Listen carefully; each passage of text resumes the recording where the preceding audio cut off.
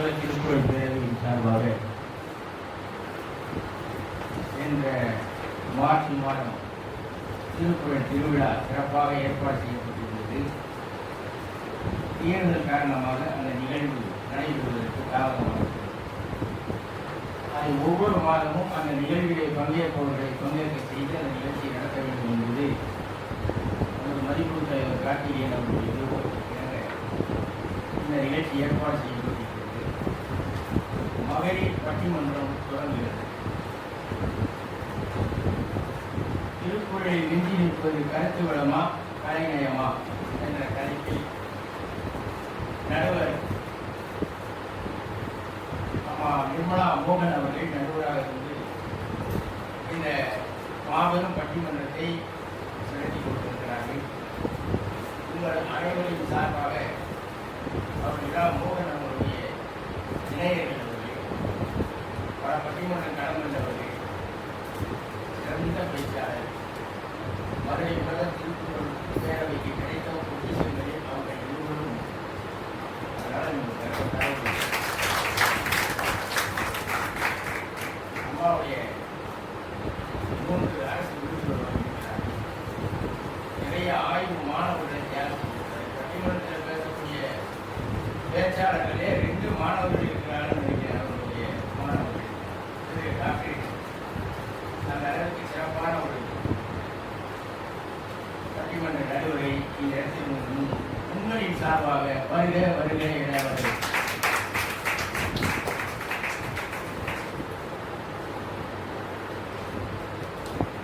விழாக்கள் நடக்கின்ற பொழுதெல்லாம் அது பொங்கல் விழாவாக இருந்தாலும் சரி, தீபாவளி திருநாளாக இருந்தாலும் சரி, சித்திரை வருடப்பிறப்பாக இருந்தாலும் சரி, சன் டிவியை பார்க்கும்போது அதில் பிரகாசமான ஒரு பேச்சாளர் தெரிவார். அவர்தான் எங்கள் ரேவதி சுப்ரேஷன். பல கலர் கண்டவர்கள் இந்த இடசையானது தமிழகம் மட்டுமல்ல உலக நாடுகளால் சுற்றி வந்த பேச்சாளர். தமிழறிஞர் சரவணன் பாப்பிய அணியிலே சிறப்புற பயணித்து வருகிறார்கள். உங்களின் சார்பாக கரவழியோடு அவர்களை மேலே கண்டுள்ளார்கள்.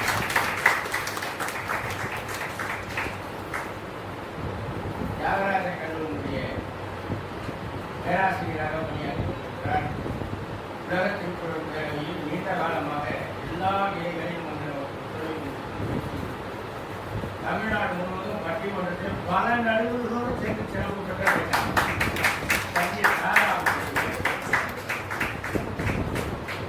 நல்லாசிரியர்களுக்கு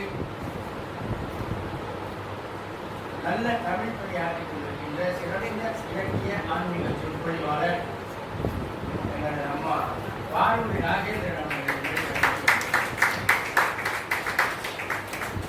மதுரை கல்லூரிய பேராசிரியராக பணியாற்றி கொண்டு நல்ல திருக்குறள் பணி அப்பா திருக்குறள் பணியை மிகப்பெரிய பணி செய்து கொண்டிருக்கிறார். அதற்கு ஒரு துணையாக நின்று செயல்பட்டுக் கொண்டிருக்கின்ற பேராசிரியர் காந்திமதி அவர்களை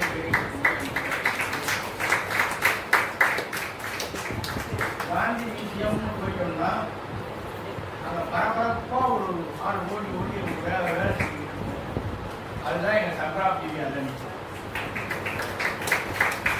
12 வருஷத்துக்கு பேச்சாளர் அவரை கிடைக்கக்கூடிய என்னென்ன தலைப்பில் பேசக்கூடாது நடுவர் சொல்லுவாங்க. நல்ல தமிழ் அறிஞராக எங்கள் வேறு பள்ளியினுடைய மேலாண் முதல்வர் தமிழில் பேசுறதுக்கு அவ்வளோ ஆர்வம். எனக்கு ஒரு வாய்ப்பு வேணும்னு என்னை தூண்டுவிடாமல் தொந்தரவு பண்ணுறது அவங்க ஒரு முக்கியமான பங்கு. ஆனால் அவருடைய தமிழ் ஆர்வம் வள்ளியம்மை அவர்களை பேசுவதில்லை. அதிக நேரம் நான் ஒத்துக்கொள்ள விரும்பவில்லை. காரணம் 11:30 அணியார் விருதுகள் இருக்கிறார். அதுக்கப்புறம் 3 டிகிரி நிறைய நிகழ்ச்சி இருக்கு. இப்போ அம்மா பட்டிமன்றத்தை அவர்களிடம் ஒப்படைக்கின்றோம். என்னுடைய சிறு விருப்பம் முதல் கடைசியில் தேவதி அம்மாவும் சங்கீதமும் விரைவாக பேசி பட்டிமன்றத்தை முடிக்கின்ற ஒரு பாடு நன்றாக இருக்கும் நான் நினைக்கிறேன். அம்மா என்ன விரும்புகிறாங்களோ அதை முடிச்சு 7 மணிக்கு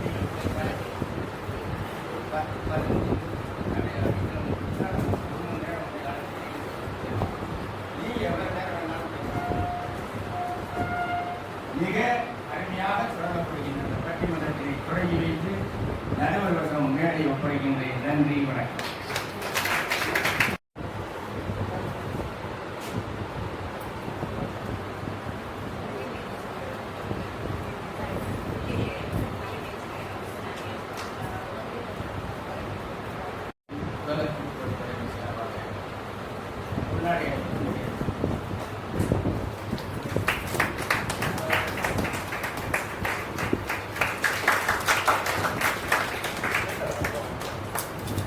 மேலே பேனாக்கிலோ அவங்களோட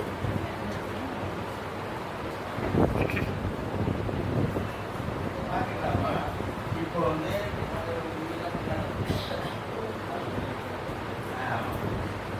பேராசிரியர் ரேவதி சுப்ரமணி அவர்களுக்கு மகிழ்ச்சி அவருடைய புலவி மகிழ்ச்சி அவருடைய முதல்வராக இருக்கிறார். இவங்க வந்து துணை முதல்வராக இருக்காங்க கமிஷனர்ல. அதனால் அவர்களுக்கு அவர்கள் கொண்டாடி கொடுத்தது சிறப்பாக இருக்கும்.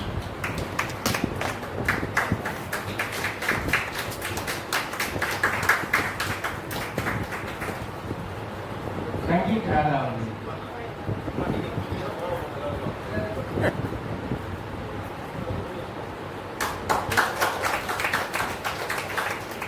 பார்வதி ராஜேந்திரன் அவர்கள்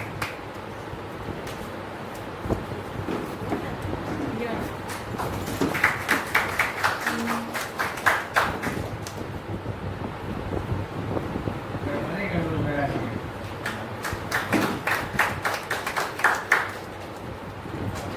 வள்ளி அம்மி அவர்கள் கவரேஜுக்காக இங்கே உட்காந்து ஸ்டேஜ் கவர் ஆகாது.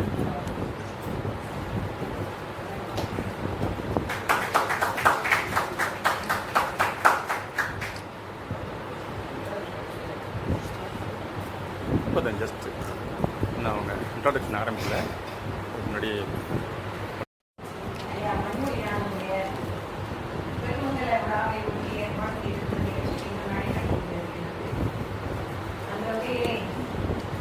பட்டிமன்றமாக இன்று மலர்கின்றது.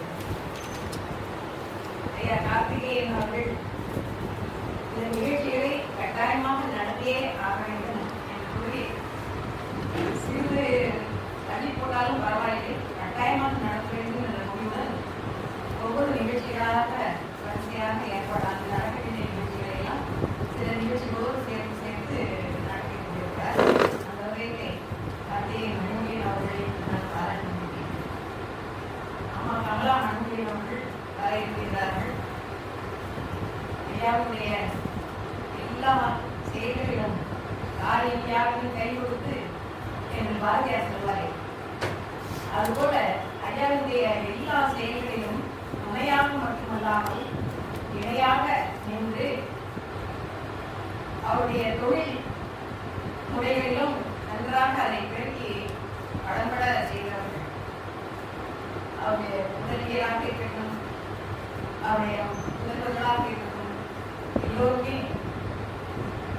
முங்கி இருக்க செயல், அவையற்கு முங்கி இருக்க செயல் என்று வள்ளுவர் சொல்வாரே, அதுபோல தந்தை தாயர் இரண்டு பேரும் இணைந்து எல்லோரையும் அவையற்கு முங்கி இருக்க செய்தவர். அந்த வகையிலே தலைத்து வரக்கூடிய இந்த குடும்ப நிகழ்வாகவும் இது அமையும். மகளிர் பட்டிமன்றம் இன்று தொடங்குகிறது. மிக அருமையாக ஒரு தலைப்பு.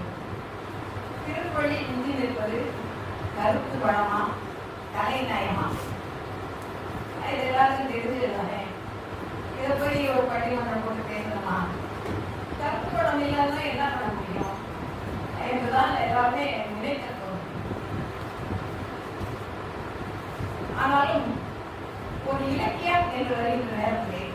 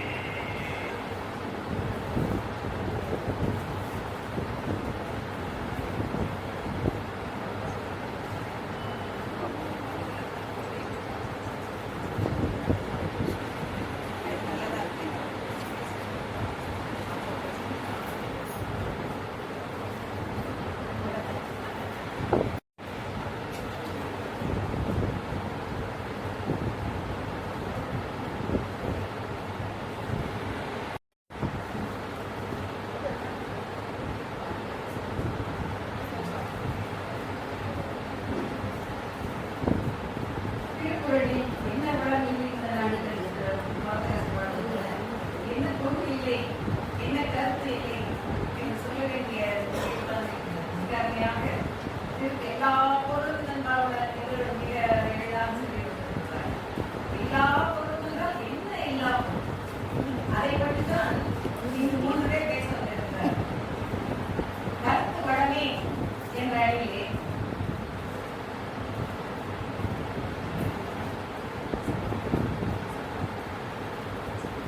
அந்த அணிக்கு தலைமை தாங்கி சங்கீதா தியாகராஜ கல்லூரியில் பேராசிரியராக இருக்கிறார். சங்கீதா பட்டிமன்ற மேடைகளில் எல்லாம் இன்றைக்கு கௌரவித்துக் கொண்டிருக்கிறார். சங்கீதா என்றால் பெரிய அளவிலே கிடையாது என்று சொல்கின்றார்கள். அதே போல பட்டிமன்றங்களிலே நன்றாக பேசி வருகிறார். அவர் கருத்து வளமே என்ற தலைமை தாங்கி பேச வருகிறார். அவருக்கு எதிரணியிலே பேசுவதற்கின்ற என்னை மாணவி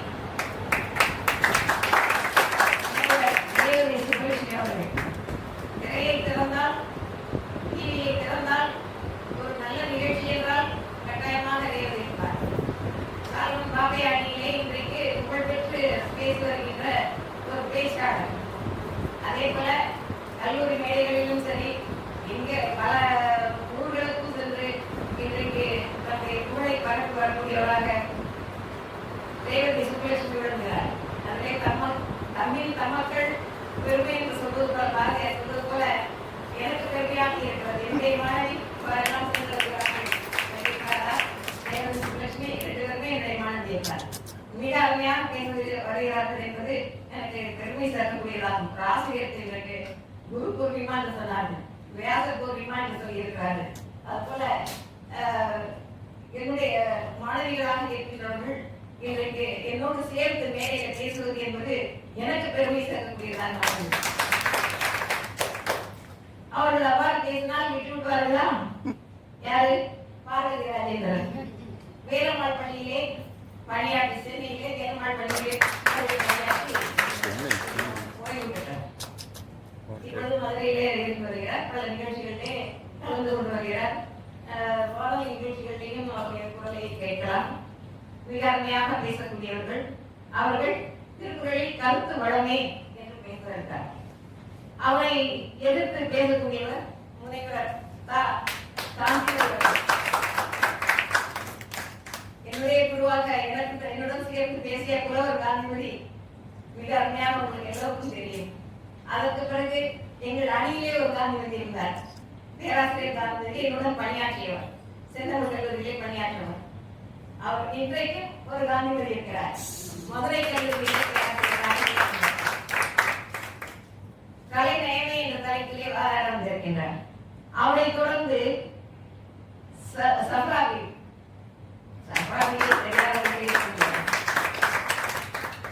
எங்க நிகழ்ச்சி என்றாலும் சஃப்ராவியை பார்க்கலாம். ஒன்று பேச்சாளராக இருப்பார், இல்லாட்டி நிச்சயமாக அவையிலே இருப்பார். எல்லோருக்கும் உதவியாக தன்னால் இயன்ற உதவிகளை செய்து கொண்டு காந்தி மியூசியத்திலே பணியாற்றிக் கொண்டு இலக்கியத்திலும் ஆர்வம் கொண்டு செயல்பட்டுக் கொண்டு வரக்கூடிய ஒரு மூதாய். மூதாட்டி என்று சொல்லிவிட்டேன், பெருமாட்டி என்று சொல்வதற்கு பதிலாக மூதாட்டி நினைக்க வேண்டும். சர்வாதி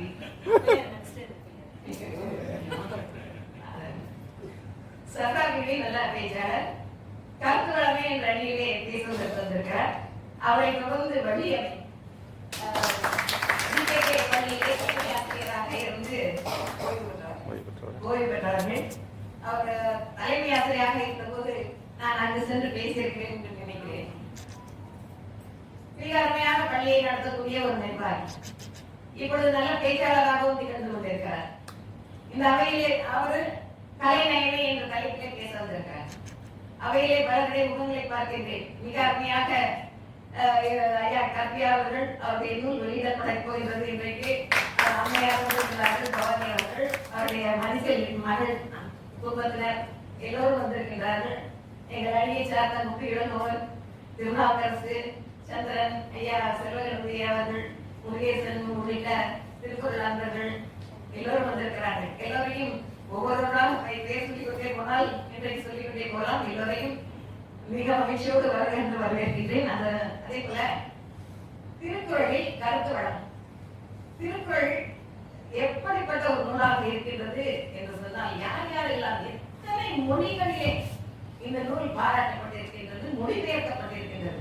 ஒரு நூல் எப்படி மக்களை சென்று சேர்கின்றது என்பதை பொறுத்துதான் அதனுடைய பெருமை உலகிற்கு அறியும்.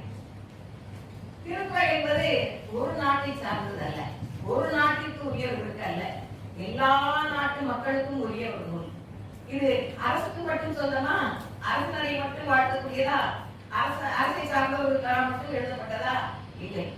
தனி மனிதன் எந்த தனிமனிதனாக இருந்தாலும் எல்லோருக்கும் இயந்த ஒரு நூலாக இருக்கின்றது திருக்குறள்.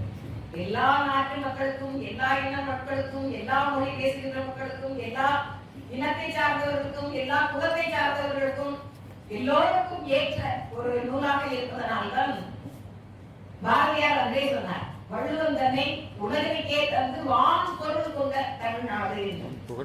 அந்த அளவிற்கு சிறப்புடைய, அதனால்தான் தேசிய நூலாக ஆக்க வேண்டும் என்று நாம் இன்றும் பேசிக் கொண்டிருக்கிறோம். மகாத்மா காந்தியடிகள் இந்த நூலை தமிழ் மொழியிலேயே படிக்க வேண்டும் என்பதற்காகவே நான் தமிழ் மொழி கற்கப் போகிறேன் என்று சொன்னவர். அந்த அளவுக்கு சிறப்புடையது. மகாத்மா காந்தி முதல் இன்றைக்கு அப்துல் கலாம் வரை, இன்றைய கவிஞர் குழலை, எல்லா பெரியவர்களும் இந்த நூலை பாராட்டி பேசியிருக்கிறார்கள் என்று சொன்னால் அதிலிருந்தே நாம் அதனுடைய பெருமையை புரிந்து கொள்ளலாம்.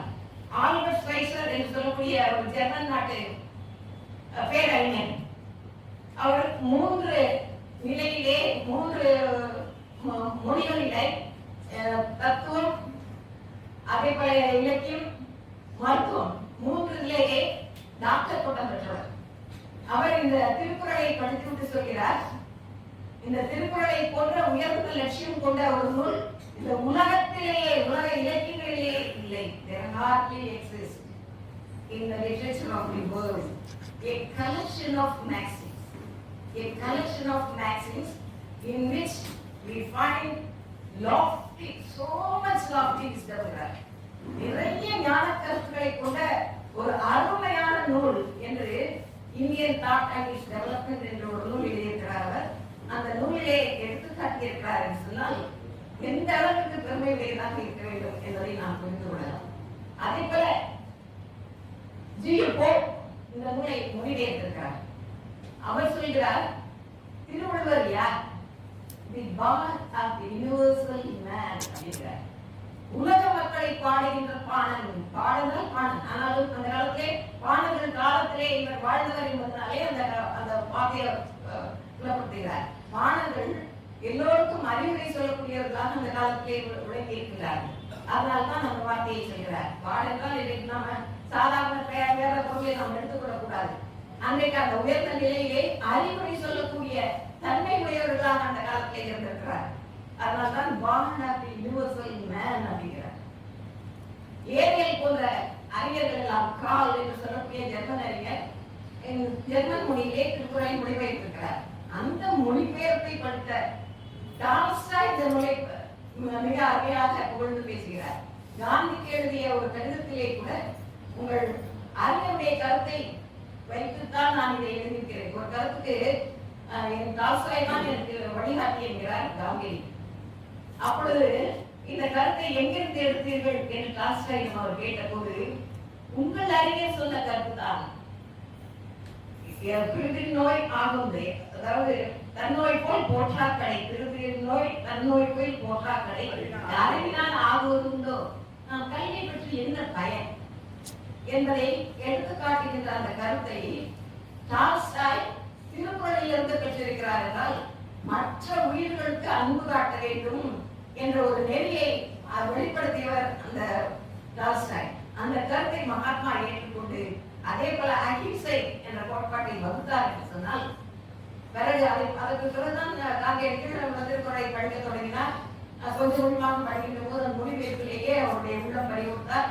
அதனால்தான் அடுத்த பிறவியிலாவது நான் தமிழனாக பிறந்து தமிழிலே திருக்குறளை படிக்க வேண்டும் என்ற தன்னுடைய ஆசையை வளர்த்தார்.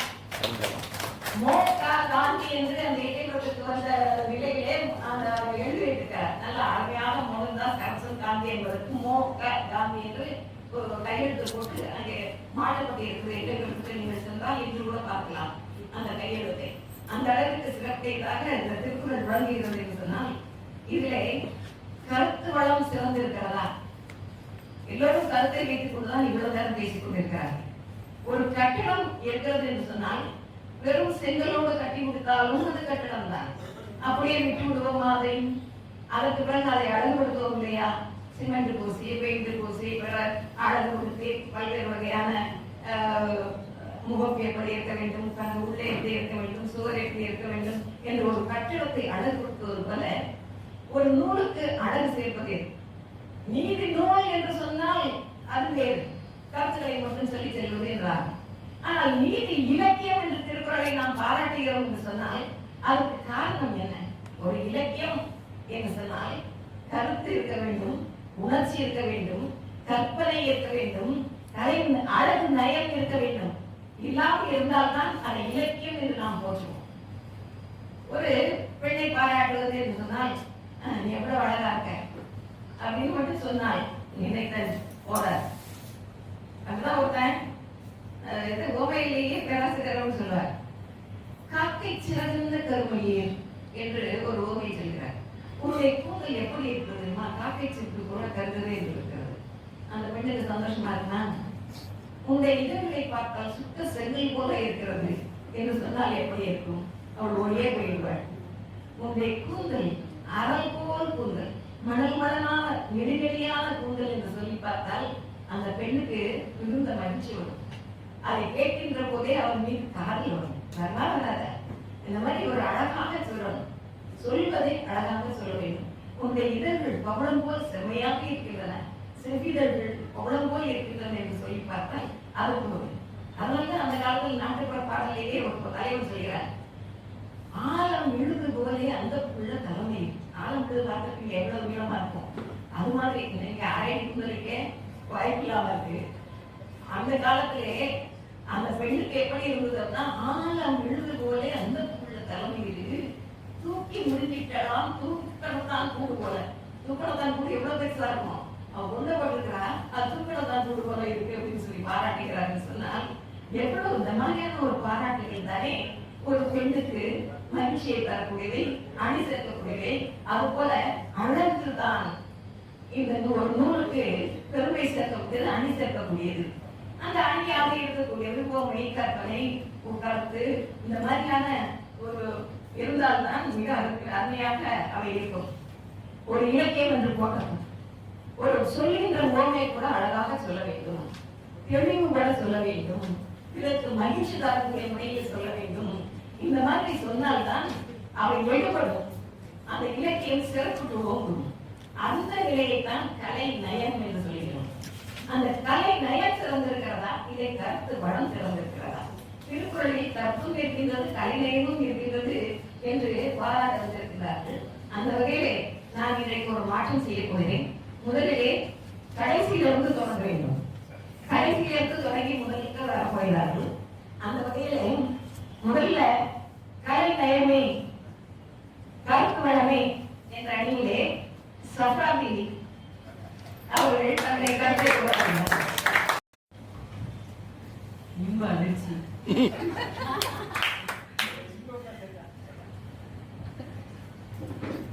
அந்நியர் சொன்னா நாத்தனார் கேட்கணும்னு சொல்லுவாங்க. அதுபோல இன்னைக்கு தலைமை வைத்திருக்கக்கூடியவங்க சொன்னதுனால முதல்ல என்னை பேச அழைச்சிருக்காங்க. மிக்க நன்றி. கொஞ்சம் உலக திருக்குறள் பேரனுடைய திருக்குறள் திருவிழாதான் இது. வையத்தில் வாழ்வாங்கு வாழ்பவன் வானுரையும் தெய்வத்தில் வைக்கப்படும்.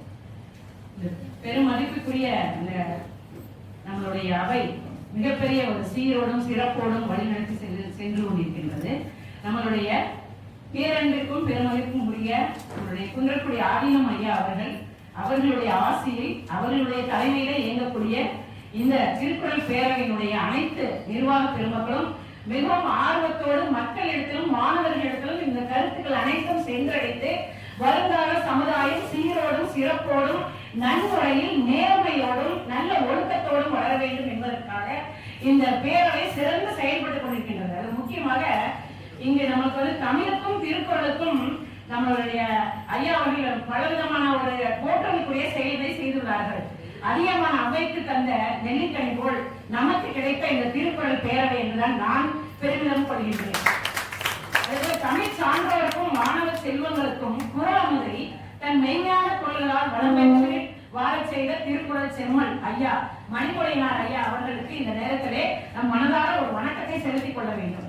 அதே சமயத்தில் அந்த மணிமொழியினாருடைய அன்பு குலவிளக்காக இருக்கக்கூடிய நம்முடைய அம்மா கமலாம்மா அவர்களுடைய தவப்புதல்வன் இளைய செம்மன் என்று பண்பாளர் கார்த்திகேயன் மணிமொழியினார் அவர்களே, அவர்களுடைய குடும்ப இளவல்களே, குடும்ப செல்வங்களே மற்றும் அவர்கள் சார்ந்த அனைத்து பெருமக்களே, இலக்கிய உலகின் இலக்கிய இணையர் என்றும் புன்னகை அரசர் மோகன் அப்படின்னாவே ஒரு புன்னகை சிந்துவார். அதே போல நம்முடைய அம்மா அவர்கள் நடுவர் அம்மா அவர்கள் என்று பெயர் பெற்ற திகழும் புன்னகை அரசர் அவருடைய அரசியார் தொண்டு தொட்டு பேராசிரியர் நடுவர் பெருந்தகையாக பல மாணவர்களை ஆய்வு தேடலில் வெற்றி பெற செய்தவர்கள்.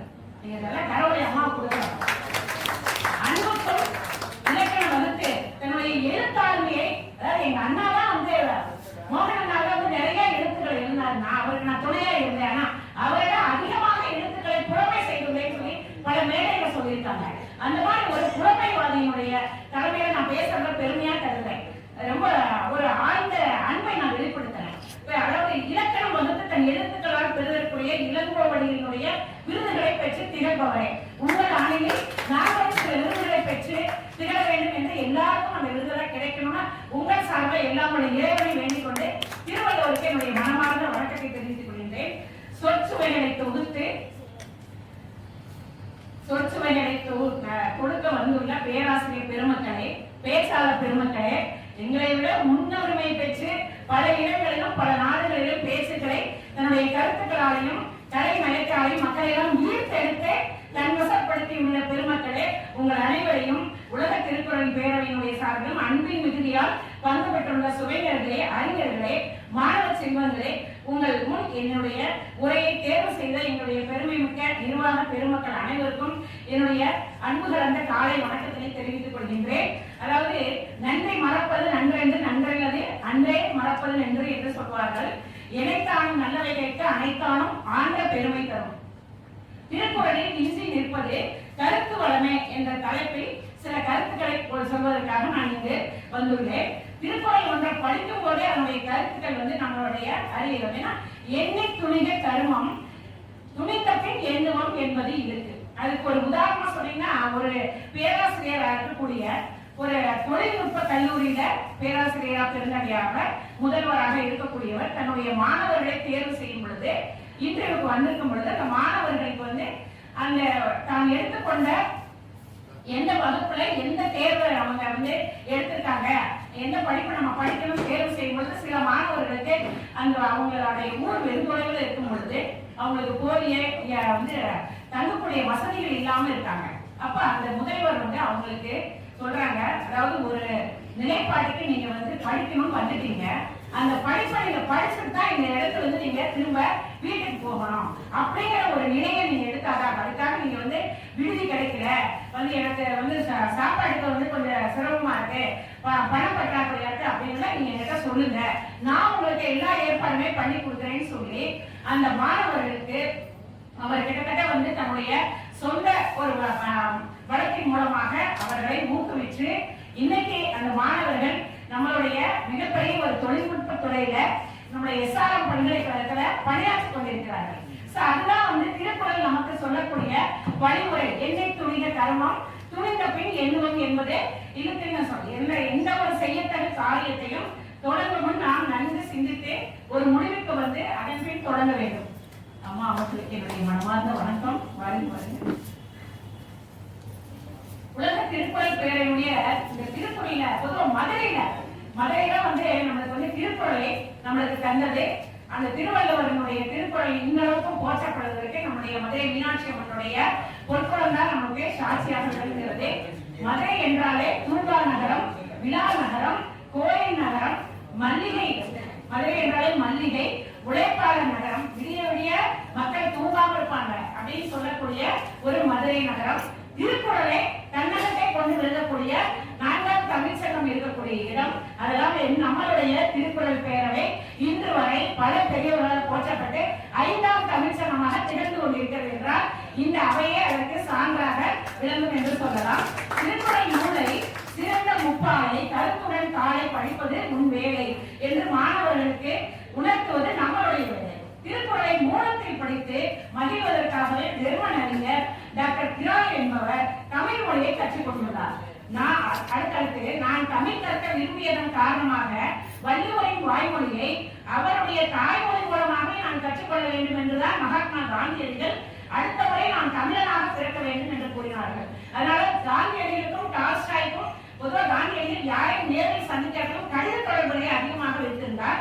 அப்படி கடித தொடர்புகள் மூலமாக தான் டால்ஸ்டாய் அவர்களுக்கு கடிதம் எழுதி ஆங்கிலேய ஆட்சி முறையை அவர்களை வெறுக்கிறீர்களா ஆட்சி முறையை வெறுக்கிறீர்களா என்று கேட்ட பொழுது மனிதர்களை நான் வெறுக்கவில்லை, அவர்களுடைய மனத்திட்டமான அந்த அடிமைத்தனத்தை தான் நான் இருக்கிறேன் என்று கூறினார்கள். அதனால்தான் அவர்கள் அந்த குரலை சொல்லும்பொழுது இன்னா செய்தாரை ஒருத்தல் அவர் காண நன்னயம் செய்துவிட என்றார். பிறருடைய குற்றங்களை நாம் காண்பதற்கு முன்னாலே அவர்களுக்காக நாம் நன்மைகளை செய்ய வேண்டும் என்று நம்மை நாமே அதாவது ஒரு உள்ளுணர்வை வளர்த்து நம்மை நாம் வளர்த்துக் கொள்ள வேண்டும் என்றார்கள். தமிழ் கற்கிறதுக்காக வேண்டி அவர்கள் குறிப்பிட்டிருந்தாலும் அது நமக்கு மிகப்பெரிய ஒரு தேசப்பிதாவுடைய மனதிலே திருக்குறள் எவ்வளவு தூரம் ஆழமாக பதிந்துள்ளது. நம்மளுடைய அமைச்சர் அதாவது ஒரு ஆளுமை பண்புகளை கொண்ட திருக்குறளாக விளங்குகிறது. இன்றும் நாம் திருக்குறளை நிச்சயமாக ஆளுமைகளுக்கெல்லாம் பயன்படுத்திக் கொள்ளலாம். இப்ப சமீபத்துல வள்ளுவர் அதாவது திருக்குறள் மரபன் குணத்தோர்கண் வள்ளுவரே மனு ஆதி ஒரு குலத்துக்கு ஒரு நீதி என்று மனோமொழியில் சொல்வதாக கூறுகிறார்கள். வள்ளுவரை பெற்றதால் பெற்றதே புகழ் வையகமே என்று புரட்சி கலைஞர் பாரதிதாசனும் வள்ளுவர் தந்த திருமறையை தமிழ் மாதின் இனிய உயர்நிலையை உள்ளம் தெரிவுற பாடுபவமே என்று கவிமணியும் குறளின் பெருமையை பாடியுள்ளார்கள் என்றால் திருக்குறளின் நெஞ்சில் இருக்கும் கருத்துவளம் தான் அதிகமாக உள்ளது. எனக்கு கிடைக்கக்கூடிய கருத்துக்கள் அதிகமாக நம்மளுடைய மனதையும் நம்முடைய வாழ்க்கை முறைகளையும் நெறிமுறைகளையும் வளப்படுத்துவதாக இருக்க வேண்டும். பிறருடைய துன்பத்தை தன் துன்பமாக என்னும் பண்பும் பிறரை மகிழ்ச்சிப்படுத்தும் இயல்பும் இரக்க குணமுள்ள மனப்பான்மையும் கருணை உள்ளமும் உதவும் உணர்வும் என்னும் சேர்ந்து ஒரு இனியவை சேர்ந்ததே மனிதநேயம். அந்த மனிதநேயத்தோடு தான் இன்று எல்லோரும் அனைவரும் ஒன்று கூடி உள்ளோம். இன்னா செய்யாமல் என்னும் அதிகாரத்தில் வரும் அறிவினான் ஆகுவது உண்டோ பிரிவின் நோய் தன்னோய் போல போற்ற கடை என்ற குறளை நாம் எடுத்துக் கொள்ளலாம். அதே போல சமீபத்தில் நம்மளுடைய மதுரை மண்ணுக்காக வந்த மதுரையில் நமக்கு நீதி அந்த காலத்திலே கண்ணகி அம்மா நம்முடைய பாண்டிய மன்னனிடம் நீதி கேட்டார்கள். அதை இன்று வரை நேற்று கூட நம்மளுடைய சென்னை உயர் நீதிமன்றத்தினுடைய மதுரை கிளையினுடைய 20ஆம் ஆண்டு விழாவில் நம்மளுடைய அதாவது இந்திய தேசத்தினுடைய மிகப்பெரிய நீதியரசராக இருக்கக்கூடிய மாண்புமை பொருந்திய சந்திரசூட் ஐயா அவர்கள் அதாவது நம்ம அவை பிராட்டியார் பாடிய அறம் செய்ய விரும்பு அதைத்தான் நீதியரசர்களும் நம்மளுடைய வழக்கறிஞர்களும் பின்பற்றணும்னு சொன்னாங்க. அதனால திருக்குறள் கிடைச்ச வெற்றிங்க நீங்க அவருடைய ஒரு தலைமை இந்திய அரசுடைய தலைமை நீதிபதி அவர் மராட்டியை சேர்ந்தவங்க தான். அவர் சொன்னதுனால சொல்றேன், அவங்க மராட்டியை சேர்ந்ததுனால தமிழ்ல அவையாருடைய அந்த குறிப்பை நான் எடுத்துக்கிட்டேன் அப்படின்னு சொன்னாங்க. ஈவது விலக்கில் அந்த இதை அப்படி சொன்னாங்க. அதாவது இந்த பொழுதும் பெற்ற தாய் பசியோடு இருந்தா கூட நம்ம திருடக்கூடாது அப்படிங்கிற ஒரு வரையறை கொடுத்தவர் தான் திருவள்ளுவர் அப்படிங்கறத அவர் ரொம்ப குறிப்பா சொல்லி நம்மளுடைய நாட்டை சொல்லும் பொழுது அதாவது மலைகளை பத்தி சொன்னாங்க. நாகமலை புதுக்கோட்டை நம்ம சொல்றோம், அது மாதிரி பசுமலை நாகமலையில ஒரு இது இருக்கு பசுமலை. அது மாதிரி இந்த பக்கம் பாத்தீங்கன்னா ஒவ்வொரு இடங்களையும் அவர் மலைகளாக குறிப்பிட்டு அந்த மலைகளுக்கு இடையிலே இருக்கக்கூடிய நம்மளுடைய அரசு மீனாட்சி அம்மனை குறிச்சு சொக்கநாதரையும் குறிச்சு இப்ப சமீபத்தில் நடந்த அந்த திருவிழாக்களை சொல்லி நம்மளுடைய திருக்குறள் எவ்வளவு இந்த மதுரையில ஒரு பெரிய புகழ்பெற்று விளங்குது, திருவள்ளுவருக்கான ஒரு மணிமொழி அவர் நமக்கு கொடுக்குது அப்படின்னு சொல்லி அவர் பேசினாருங்க. அவங்களோட சேர்ந்த பல நீதியரசர்களுக்கு திருவள்ளுவருடைய சிலைய அவருடைய உருவம் பொருந்திய சிலையை அர்ப்பணிப்பா கொடுத்தாங்க. மிகப்பெரிய ஒரு நிகழ்ச்சிங்க அது. அந்த திருக்குறளினுடைய வழிவம்சம் தொடர்ந்து வந்துட்டு இருக்கிறவங்களுக்கு நீதியரசர்களே திருக்குறள் திருவள்ளுவருடைய அந்த சொற்றொடர்களை எடுத்து இன்று வரை அதை கண்ணகத்தை கொண்டு மக்களுக்கு அதை வெளிப்படுத்திட்டு கொடுத்தாங்க அப்படின்னா நம்மளுடைய வள்ளுவனுடைய கருத்துக்கள் நம்மளுடைய அமைச்சர் பணிகள் மட்டும் இல்லாமல் நீதி பணிகளிலும் நீதி பரிபாலனம் பண்ணக்கூடிய அந்த நீதி தேவதையினுடைய அந்த இடத்துல அமர்ந்திருக்கவங்களுடைய கைகளிலும் மனதிலும் இருக்கிறது என்றால் இன்று வரை திருக்குறள் கருத்து வளத்தில் மிஞ்சி நிற்கிறது என்பதே என்னுடைய கருத்தாக சொல்லிக் கொள்கின்றேன். மேலும்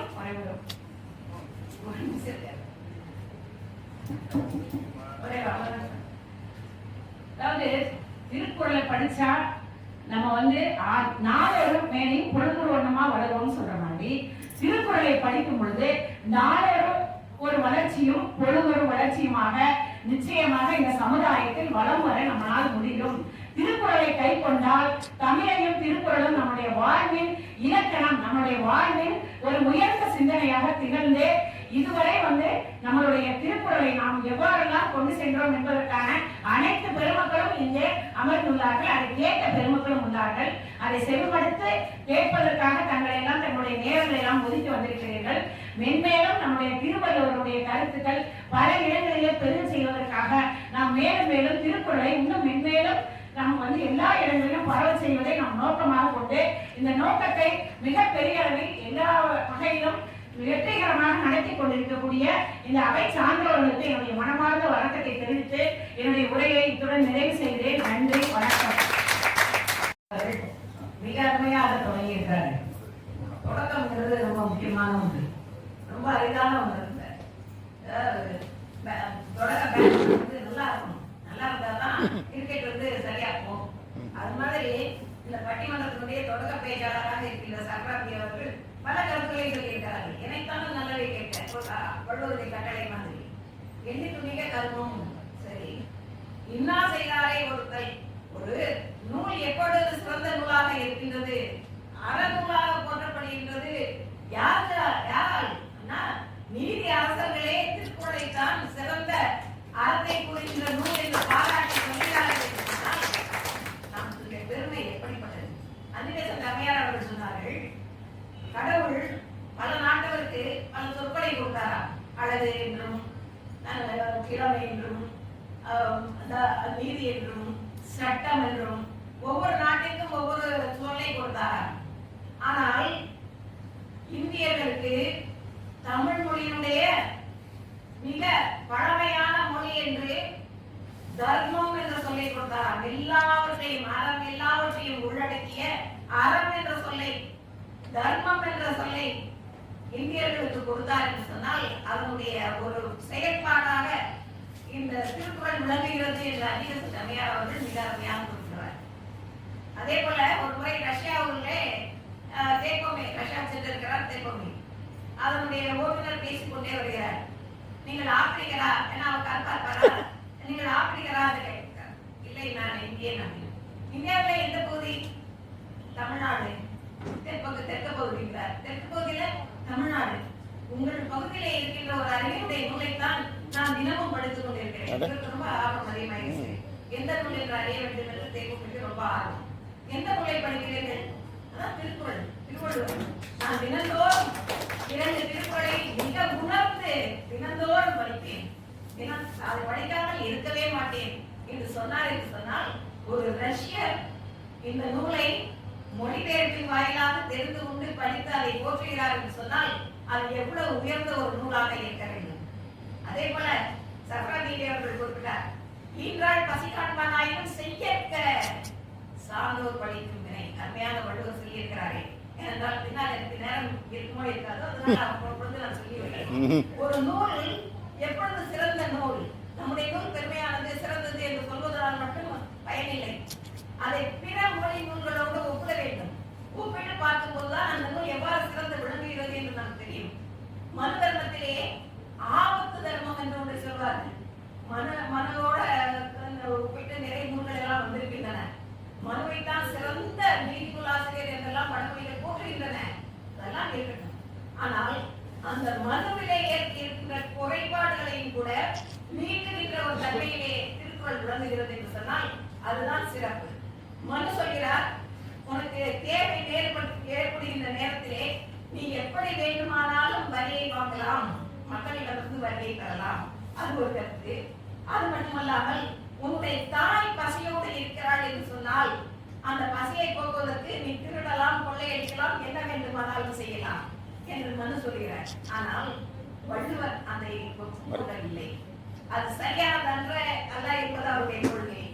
ஈன்றாள் பசிகாண்பான் ஆயினும் செய்யற்க சான்றோர் படிக்கும் வினை என்று சொல்கிறார் என்று சொன்னால், இந்த ஆபத்து தர்மம், அது ஆபத்து தர்மம் அவருக்கு புரியுதார்.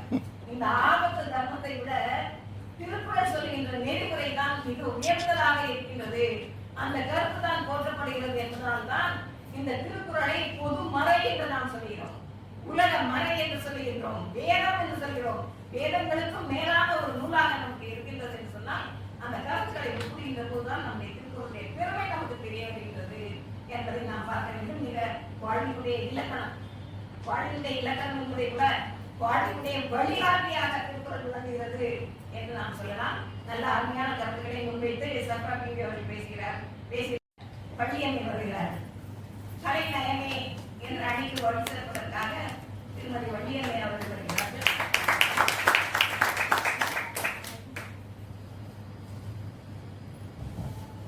நல்லதோர் வீணை செய்து அதை நலம் கெட புலியது புழுதியில் எய்வதுண்டோ சொல்லி சுரசக்தி என்னை சுடர்மிக அறிவுடன் படைத்து விட்டாய், வல்லமை தாராயோ இந்த மாநிலம் பயங்கர வாழ்வதற்கே என்ற பாரதியின் வரிகளை தொட்டு வழங்கி போற்றுதலுக்கும் பாராட்டுதலுக்கும் உரிய திருக்குறள் மாமன்றத்தை மிகச் சீரோடும் சிறப்போடும் நடத்தி கொண்டிருக்கும் மாபெரும் தலைவர் மகன் தந்தை காட்சி முதலில் இவன் தந்தை எண்ணோற்றான் கொள் எனும் சொல் என்ற சொல்லுக்கு இணையாக நடந்து கொண்டு இருக்கும் நம்ம தலைவர் திரு கார்த்திகேயன் மணிமணியன் ஐயா அவர்களுக்கும் அவர்களை மிக சீரோடும் சிறப்போடும் வளர்த்து அவர்களை ஒரு மாபெரும் சபையில் மனிதனாக ஆக்கிய எங்கள் தாளாளர் திருமதி கமலா மணிமணியன் அம்மா அவர்களின் பொன்னார் திருவடியை வணங்கி மேடையில் அமர்ந்திருக்கும் அறிஞர் பெருமக்களுக்கும் இங்கு வருகை புரிந்திருக்கும் சான்றோர் பெருமக்களுக்கும் எனது பணிவான வணக்கத்தை கனிவோடு தெரிவித்துக் கொண்டு என் உரையை மேற்கொள்கின்றேன். திருக்குறளில் விஞ்சி நிற்பது கருத்து வளமா கலை நயமா என்ற அற்புதமான தலைப்பில் திருக்குறளில் விஞ்சி நிற்பது கலை நயமே என்ற அணியின் சார்பாக பேச வந்துள்ளேன். அம்மா, கலை என்றால் ஒரு அழகு, தாங்கள் அழகு, தாங்கள் ஒரு அம்மனாக அமர்ந்திருப்பது அழகு, மிக சிறப்பாக இருப்பது அழகு. அடுத்து நயம் அப்படின்னா கலையோடு இருக்கிறவங்க ரொம்ப அழகா வர்ணிக்கிறது, அதுதான் கலை நயம். கருத்து எங்க எதிரணி கலை வந்து ரொம்ப அழகா சொல்லிட்டு போனாங்க.